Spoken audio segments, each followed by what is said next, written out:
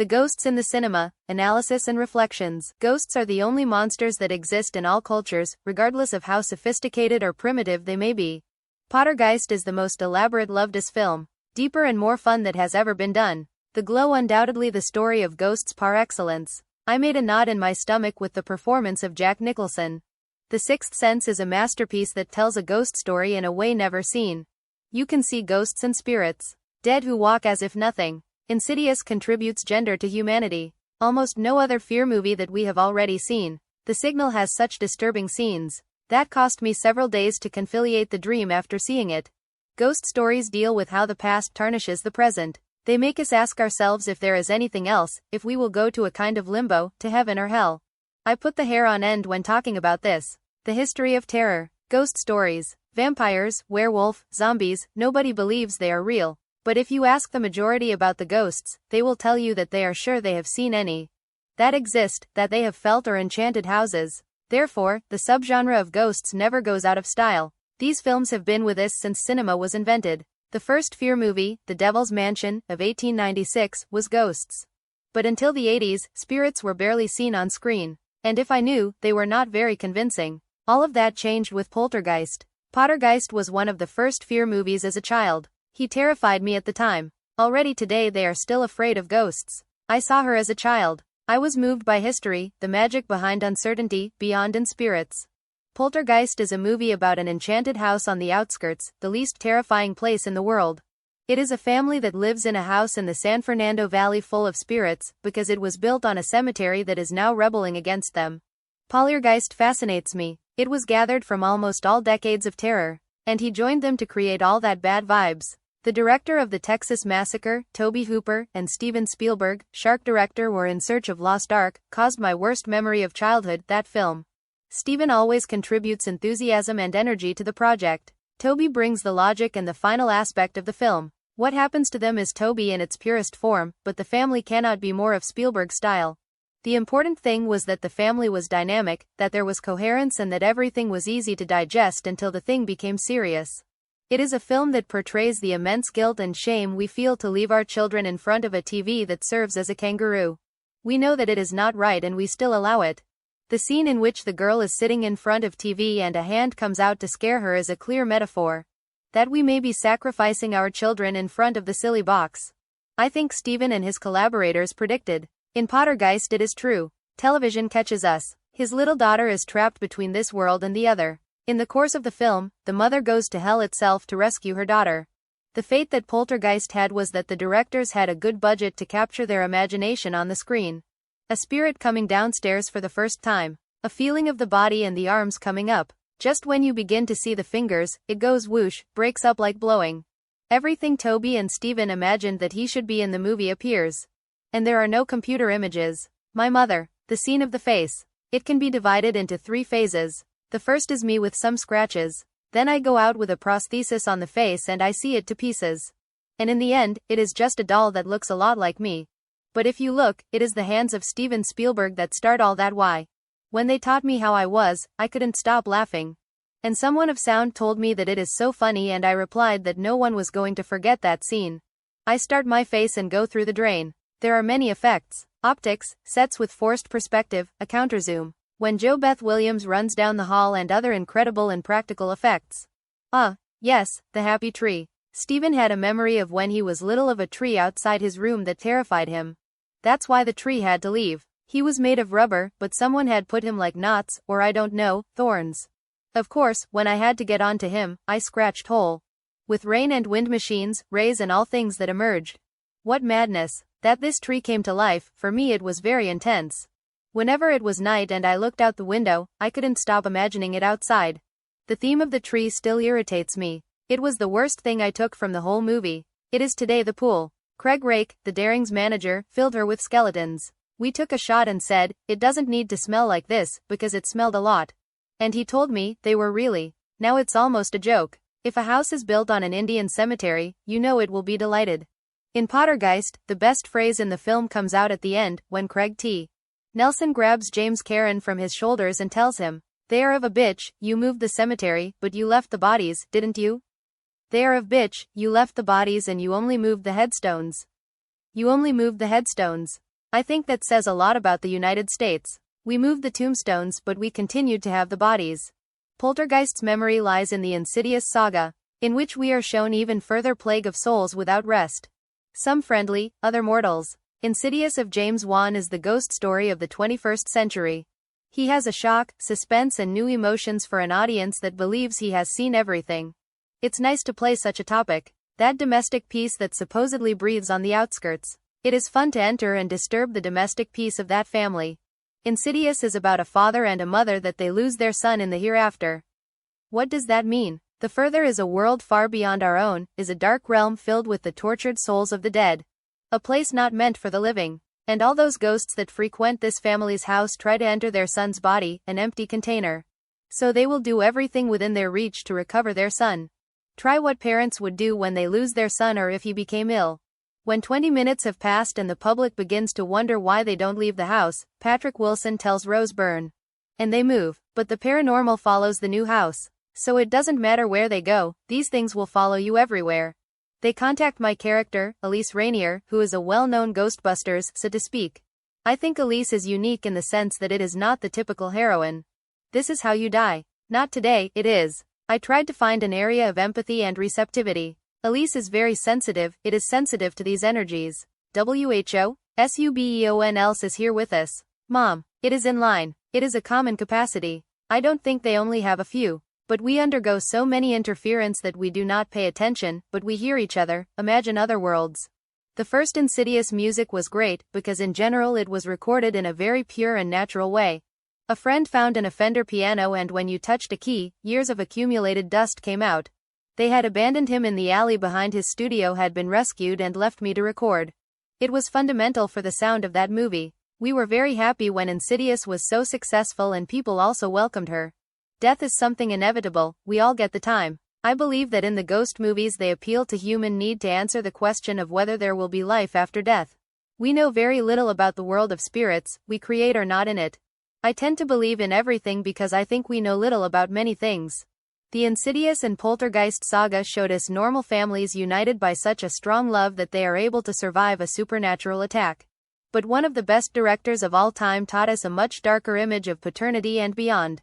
Enchanted houses are a classic in horror movies. They are normally sinister places where they have been committed or are about to commit murders. Two films of this genre stand out about the others. Stanley Kubrick's Glow and Robert Wise's Delighted Mansion. And above all, ghost movies working Try What You Can't See. That is why for me, The Enchanted Mansion, which is my favorite horror movie, goes apart. It is the best horror movie in the world. The dead are not quiet in Hill House. The Enchanted Mansion goes on a group of people who visit a gloomy house in ruins to discover what awakens supernatural spirits. He also tells the story of a woman who had a complicated relationship with her mother and flees from that experience. The Enchanted Mansion is so good because we see nothing. We do not see the ghosts. They only hear and feel. Our mind has absolute freedom to travel the house. It is so afraid because Wise focuses on the faces of the characters. Because it's what makes you know how they feel, not ghosts. The first movie that scared me to the point of almost not being able to look was The Enchanted Mansion. I was about 11 years old and had never seen anything like when they knock on the door, how it is dilated. Then she climbs very little stable spiral stairs. And when the door opens and the teacher's wife comes out, he does. I almost died. It almost gives me a heart attack. I thought I wouldn't tell. Of course, he told. And 17 years later, the legendary director Stanley Kubrick adapted his second novel, The Glow, to the big screen. Like The Enchanted Mansion, it is about an evil place and the effect that people who inhabit it have. Jack Nicholson plays Jack Torrance, an alcoholic writer who accepts the work of the Overlook Hotel during the winter. You know, Doc, when something happens, it can leave a trace of itself behind. Things that people who shine can see. Jack and his son Danny have a psychic gift, a glow with which they see the ghosts of the people killed in Overlook. Those ghosts terrorize Danny while Jack drives crazy. Jack Torrance is alcoholic. He doesn't know how to control himself, and blames his son and his wife of his creative impotence. That hotel has something that craves that the people who stay there are killed with each other. Oh. The Glow has typical emblematic scenes of one of the best directors in history. But Kubrick made some changes to the story that were not to the liking of King, its author. I enjoyed it the same as you enjoy a well-restored Cadillac without engine. No. The only thing I get him is that there is no arc of characters. In the book, Jack Torrance begins as a good man who tries to get the best for him and his family. I think Jack Nicholson interpreted him as if he were already crazy from the beginning. Crazy from the job. In the conversation they had in Mr. Ullman's office, Jack responds, "Of course, Mr. Ullman." I also believe that Kubrick took a powerful novel de terror and suspense and turned it into a cult movie. Kubrick wanted to do the opposite of a horror movie. I wanted to go against the recurring themes of the genre. Do you think you know how a fear movie is made? I'm going to teach you how I do it. Something that plays against the convention in The Glow is the clarity of light. And always with broad planes because it does not make the classic terror of people who come out of nowhere and stab you and things like that. It is more psychological. That is why it works in his work. It gives more bad vault. Much of the film depends on the perspective of the different characters. For Danny, one thing happens. For the character of Jack Nicholson it is an invisible threat that seizes him. And for Shelley Duvall that scares the stories of ghosts. Everything takes a horrifying form. Everything is subjective, which makes you see even more fear. The family is great support to tell horror stories because it is something intimate. We have it very close and it can be dangerous if your family is not correct. The hotel overlook and this traumatized family make a very good couple. It is the perfect place for everything to fall apart. It is usually the case in ghost and enchanted houses. People with traumas go there for one reason or another and the house receives it with pleasure. They are people predisposed to be affected by tacit darkness. The child of The Glow saw the evil spirits of the dead. 2 decades later, The Sixth Sense tells the story of another tormented child. This time for ghosts looking for help desperately. Did people like in graves and coffins? There are many ways to tell a story within the context of terror. From a superficial way or from intellectuality. There is a lot of color of colors. That, Ghosts, a supernatural thriller. Thus they labeled The Sixth Sense. There were orders not to say that it was a horror movie. Being brilliant and terrifying, they did not want to be called fear movie, as if it were an insult. Cole Sear is an 8-year-old boy who lives in Philadelphia with his single mother. There are problems and issues that disturb him and run into a child psychologist. No, no, no, no, no, no, no, no, and he tries to treat school, tries to help him, and ends up discovering that Cole sees ghosts and spirits that walk as if nothing, and that they even go home. Mother, no, dinner is not ready. The best thing is that when someone like Night Salaman does something like Sixth Meaning, he is sure to stop everything and make it intimate, focus on actions and quickly buy the premise. The Sixth Sense is moving. The purpose of all ghosts was to solve their human affairs. What is more afraid than a simple spirit? He also had great actors. Bruce Willis was incredible, different from what we were accustomed to. Haley Joel Osment was perfect. His face exceeded expression, pain and loneliness. So much that it seemed that I was 40 instead of 10. In that movie, Haley Joel Osment is outstanding and catches you both he an actor who cannot avoid feeling sorry for the deceased through his eyes. Filming was my education about horror movies because they taught me many images to serve me an example about how people act in situations like this, because at 10 years you have not lived such traumatic experiences. What is it? Why did you leave me? I didn't leave you. I was not waiting for the end of the movie, I was very scared. No, neither you nor anyone. Anyone who says he guessed it blatantly. Me neither. No one is expected. Did you guessed it? No. Well, I was going to tell you that you. I am not able to guess the end of whether he has written a crime. Imagine The Sixth Meaning. It is a terrifying film, but fear does not give it ghosts, but the people who fear not being able to communicate with each other. Actually, communication is the theme of the movie. That's right. That's what I think, too. They just want help, even the scary ones. What in the end releases School from his situation to realize that it must be a bridge between those who want to communicate with the living. And although Night hits us some scares and creates some circumstances that give us real dread, I think the movie does not age because we can all identify with that desire to say things that we could never to our loved ones. You came to the place where they buried her. Asked her a question. She said, the answer is, daily. The theme of ghosts that need the living to solve their affairs did not begin in The Sixth Sense. The best stories of all times deal with murders that the dead want us to resolve. Ghosts scare, but in some works the spirits do not want to torment the living.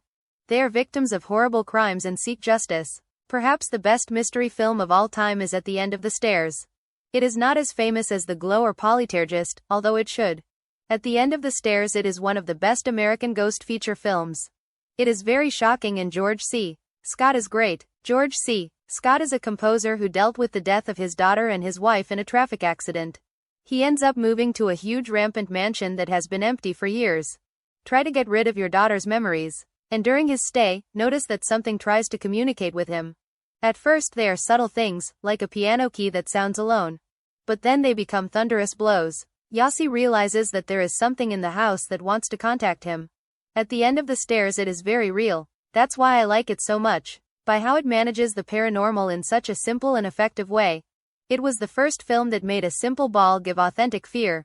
The low ball doing pum, pum, pum, pum. And George C. Scotton says, it's over. So he takes it and goes to a nearby bridge, and throws it into the river from about 20 meters high. He returns home thinking that he would be safe, and just when he enters the doors, he puts me chicken. I love it. It is the ghost of a child who was killed in the house. George C. Scott understands that this child's spectrum has something to say, and he is afraid and terrified to think what he will do. But it also curious and wants to help you by your own loss. The deepest sadness and terror are shaped hand in hand. When you lose a child, it is something so intense and painful that it either makes you completely close either to other experiences. Many ghost films deal with the feeling of loss. They try to make sense of the death of loved ones and their meaning. What will happen when we are no longer? If we see ourselves forced to stay in this plane, from the hereafter, it will be because we have unsolved issues. At the end of the latter, it was the first time I exposed myself to the idea that ghosts do not want the living as in the glow, but seek help. They need someone from the plane of the mortals to help them. At the end of the latter, it is not just a horror movie, it is also a murder. We want to know what happened to the child and presents an element that we had not seen before, a ghost that communicates with us to solve a mystery that helps them rest in peace. It is something recurring in Guillermo del Toro's films. In them we feel the pain of the spirits. Unlike at the end of The Stairs and other similar movies, The Bull lets us see the ghosts. The boy killed in El Espinazo del Diablo is one of the most shocking characters in cinema. Guillermo has a visual gift. Santi is a ghost with glassy eyes and a gap on his forehead. Blood out of the wound as if floating. Water flows according to the conditions in which it died, because it was drowned. But Del Toro's greatest ghost film is the 2015 Scarlet Summit. It uses the mixture of real effects with computer images to bring gothic terror to an artistic and visual level never seen. The Scarlet Summit was my 5th or 6th film with Guillermo del Toro. When he calls me and tells me that he wants him to come out in his movie, I don't ask him questions, I just accept and I will find out what it is, because I trust him a lot. And when he told me he would do 2 of his 5 ghost women on screen, I said, forgive, what? The Scarlet Summit is a woman who has lost her father. Edith meets a gentleman who offers a better life if he moves to England with him. And with her leave her dowry and her inheritance. But the house to which it takes is inhabited by many ghost wives who lived a similar past. Because it is not the first time. What I like most about the Scarlet Summit is that spirits are not intended to be afraid. His appearance may be unpleasant to the naked eye, but they are there to warn and help this girl not to become one of them. Ghost stories deal with how the past tarnishes the present. Faulkner said, the past has not died, it has not even passed. The bloodshed of the past makes its way to the present. The ghosts of the Scarlet Summit were victims of cold blood murder. As happened in The Signal, only this does not want to help you. He is a serial killer who leaves his grave. Have you heard about this videotape that kills you when you watch it? What kind of tape? A tape, to regulate tape. The Signal is a videotape that if you see it, 7 days, you die. Naomi Watts plays a journalist who writes about this story and the tape in investigating the case. She takes her home and her son sees her. So the story not only goes from a journalist who investigates an event to find a cause, but from a mother who tries to save her son's life. It has a structure to counteralloy. If you watch the video, you know you have 7 days before dying. Your life is going to peak. It will look more and more like a nightmare. And there is nothing you can do to avoid it. And as the character of Naomi Watts collects information, we see that what a girl should worry us is. It is the one that will chase you and in the end it will come for you. Samara? The Signal is a remake of the Japanese film The Ring. They share argument, but Western and Oriental cultures differ in ghost stories. It is a very specific approach. Japanese films only need a pale face and long and black hair. It is a symbol that has been using for years. It is an icon that scares and puts chicken skin to the Japanese public, but not to the American. The American Signal was made with $240 million, giving rise to a wave of remakes of Japanese films. The threatening and dark Japanese terror reached Hollywood films, in the same way as Andrew Douglas's remake, The Abode of Fear, in 2005. It was the first time that we saw Asian movies of this style and we were captivated by those unpublished images for us. The girl who twists while holding her stuck to the roof is a very typical scene of these horror films. But The Signal remains the most successful work based on a classic Japanese terror. The Signal has such disturbing scenes that cost me several days to reconcile the dream after seeing it. I liked watching TV, and whenever the white noise came out on the screen I was scared. Those images have assumed a before and after. I believe that until today they will continue to host appeals to the fear of our own mortality, that they give us a diagnosis that says that we have time, and not to be able to throw the brake and ask us to stay a little more. Ghosts are different according to cultures and religions. Some are benevolent and other evil. But that fight always exists. Because when someone dies, where is it going? I have a friend who says that people do not die, that they leave on vacation. And if you ask, where is Larry? He will tell you that in Rio de Janeiro, sunbathing, because one day they are here and the next day not. That is why we have ceremonies, funeral and rituals, to help us deal with that pain. And part of that pain is based on not knowing where they are going. Cinema also helps, it is therapeutic, talks about that destination.